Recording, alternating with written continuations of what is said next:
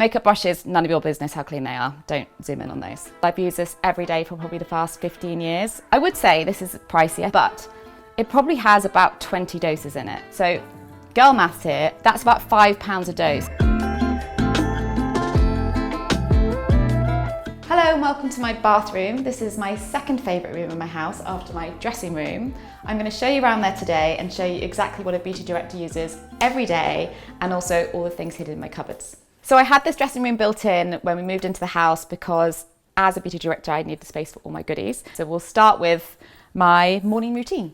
So on top of my dressing table we have stuff I use basically every day. So hair, I've said this before and I'm going to anger even more hairdressers, but I wash my hair every day. So after I wash my hair, I go in with hair oil.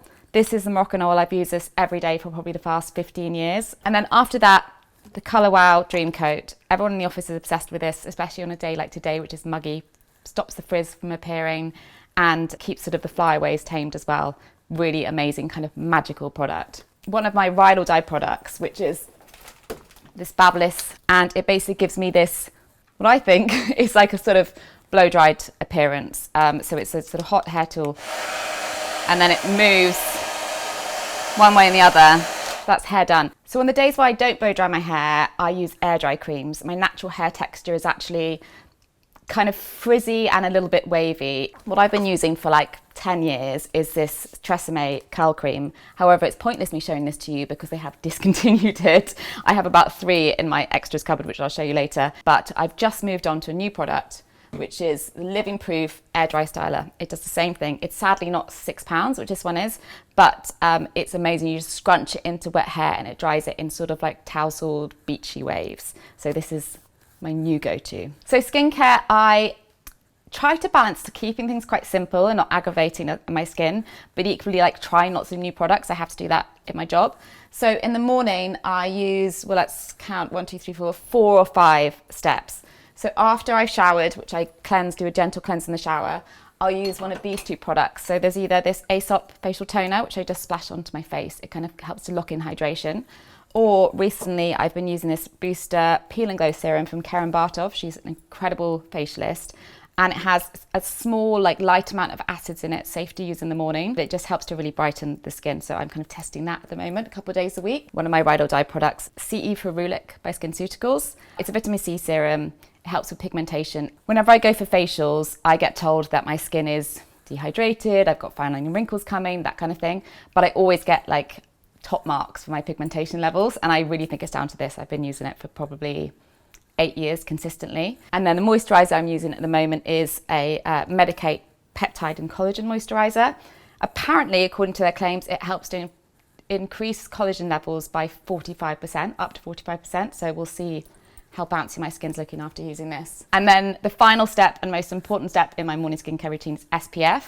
I've just finished this Augustina Spada one, which I loved. With other skincare products like serums, I want to test them for at least 4 weeks to see the results. But with SPF, for me, it's more about the wear.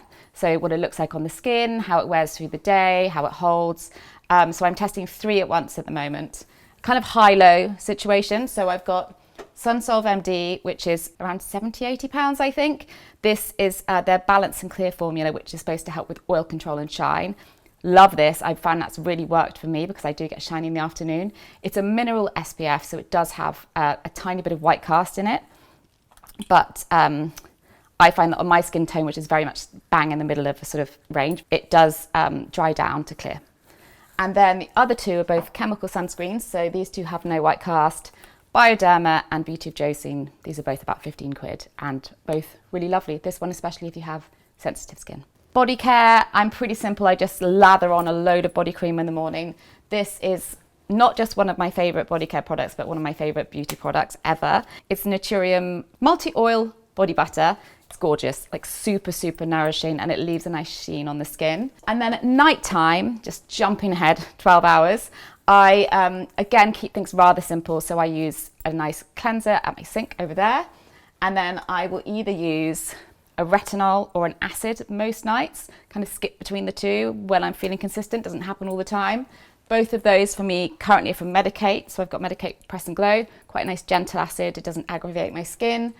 And then one of their retinoids, which I love. I will use a serum, nice hydrating serum. This one is the Allies of Skin Peptide Serum. Keeps the skin really bouncy and kind of strengthened. And night cream wise, I'm actually using at the moment this new Murad overnight cream, which does have a retinol in it, so vitamin A, so I won't use this the same nights that I'm using the other retinol, but it's encapsulated, so the idea is that the retinol gets really deep into the skin and works overnight while you sleep. One of my favourite nighttime products, which is a bit of a luxury, is the Sisley Velvet Sleeping Mask. I use this probably once or twice a week in a thick layer. It feels super velvety, obviously, and suede and soft on the skin, and I just wake up looking so refreshed and so nourished. I would say this is pricey, but it probably has about 20 doses in it. So girl maths here, in fact normal maths, that's about £5 a dose. And if you think about like a Garnier sheet mask, same price. So other things I've got up here, hairbrushes, combs, eyelash serum. I use this every single day, Revitalash. It's really made my lashes grow. Top tip for anyone new to eyelash serums, keep it with your toothbrush because it means you will use it every day. Makeup brushes, none of your business how clean they are. Don't zoom in on those. And then we'll go to makeup. I would say is my day-to-day makeup, but it looks crazy, but it's more that I'm like testing out lots of different formulas at once. Some of my favorites at the moment, I'm loving the Merit foundation stick and also the Milk Makeup Hydro Grip Gel Tint. Both give a really natural finish, not too glowy, not at all matte, just a really nice like real skin finish. One product that I would tell you shouldn't use is a bronzer that you've had for like 10 years. So this Charlotte Tilbury bronzer launched, I want to say at least 9 years ago, maybe 8.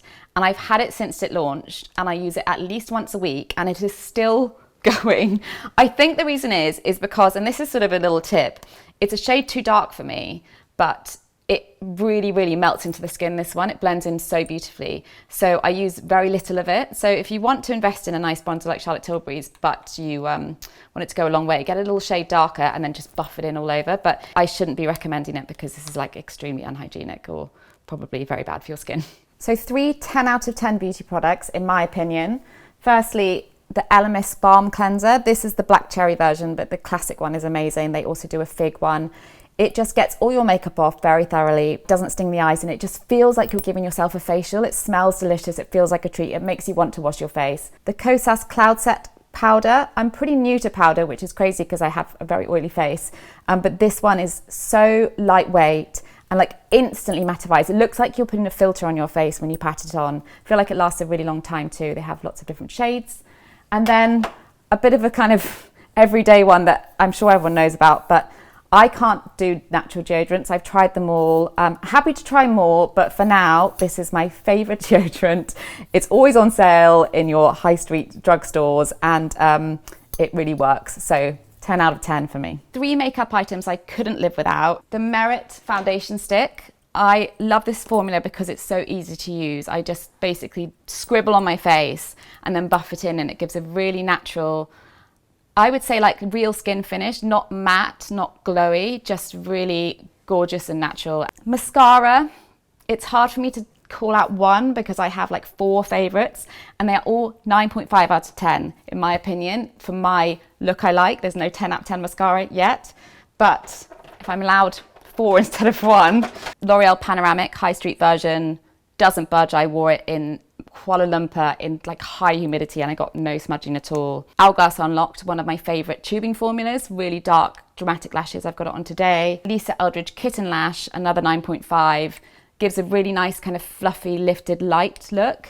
And then Victoria Beckham's Vast Lash Mascara, another tubing formula, quite dramatic but not heavy at all. So that's another one of my favorite products. A makeup product I think is really underrated, or at least it was hyped a few years ago and it's gone a bit quiet now, is this Chanel skin tint. So it's a Le Beige Water Fresh tint and it's kind of encapsulated pigment in a really lightweight kind of wash formula. So when you put it on your skin, it just doesn't really add much pigment, but it just evens out your skin tone in a really, really supernatural looking way. So if you're having like a no makeup day, but you want to cheat a little bit, this is incredible. The product I've used for the longest time, Chanel Mademoiselle perfume. This was one of my first perfumes when I was at school. My mum bought it for me for Christmas. I must have been like 16, 17. And it's really nostalgic to me, but I still actually really love to wear it. So speaking of perfumes, they're all hidden in this cupboard here, which is my like overflow / giant beauty cupboard. So we've got some old favourites, which include Solly Blanc from Tom Ford.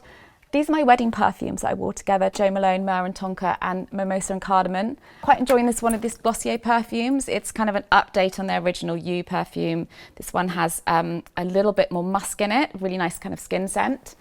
And if you want a Santal, but you don't want to smell basic with the original Santal perfume that everyone knows, this one from Armani is beautiful. It's a little bit more, I would say, floral, a little bit more feminine than the original one, but I always get comments on it whenever I wear it. One really underrated product, I would say generally, is hair perfume. It lasts longer than normal perfume, and also it's cheaper than buying the original one. So for example, with Maison Francis Kurkdjian, the famous Baccarat Rouge perfume, the perfume I think is close to £200. The hair perfume last time I checked was around £80. So that's a top tip if you want to get an expensive fragrance, but you want to get it at a bargain, get the hair version. Also, another bargain product is this curl jelly from Alberto Gianni. A real throwback. It looks like something you maybe used 10 years ago, 20 years ago in school. I scrunch it into my hair when I'm doing it air dried. And then what you have to do, someone with actual curly hair told me, is you scrunch out the crunch. So it will dry crunchy and stiff. And then when it's fully dried, you scrunch it out and it will hold the curl without the kind of hard texture. We've also got in here Overflow skincare, which I'm yet to try. Lots of masks. I got one Skin, and also Garnier, some of the best ones I think. Jo Malone have just brought out this hand and body wash, which is my favourite scent, Myrrh and Tonka. One thing I think is quite chic to have in your house, but the way I get them is not chic. What I think is quite chic is to have spare toothbrushes for your guests. So if they come over and stay, they forget the toothbrush, you've got a spare. But what's not chic is I just steal them from hotels. So I've got a load in here that I've stolen. That one came from the Raffles Hotel in Bali. This one came from Limewood, and this one came from some other unnamed hotel. So yeah, if you come and stay, you will get a free toothbrush. And then further down into the cupboard, I've got a whole drawer of hair tools. The Babyliss Big Hair that I was telling you about, I love so much that I have 2 spare in there in case it breaks. And I have another one fresh out of the box in the cupboard. I've also got some tongs in there and things like that. Oh, and this is one of my actually most prized possessions in here, is a whole collection of Chanel limited edition palettes. They do these kind of a couple of times a year with limited edition collections, and they always have the most amazing patterns and prints on them. And I can't bring myself to use them, but I can't bring myself to give them to people either, so I just keep them. This is one of their number 5 products when they did a collection a few years ago to celebrate the anniversary. So beautiful. I'm hoping that one day I'll just take them all onto the Antiques Roadshow and I'll be a millionaire. One product I tell anyone to buy is actually whatever makes you feel good in your beauty routine. So for me, I love an indulgent evening bath. So I would say treat yourself to a really gorgeous bath product. A couple of my favorites are the Neal's Yard Foaming Bath. It really, really bubbles up, but this is one of my favorites. And I think it's under £20 as well, so quite a good price for a really luxurious smelling product. And then also Santa Maria Novello, which is an amazing Florentine brand. They do these bath salts, which smell so like floral and kind of granny-ish and potpourri-ish, but also really expensive and just super, super like nostalgic and relaxing. So like a little scoop of those in the bath too, for me, is a product that I would tell anyone to buy. So thanks for joining me in my dressing room. Hope you've enjoyed the tour. Hope you've enjoyed a sneak peek as to what a beauty director uses day in, day out. And if you have any questions, let me know.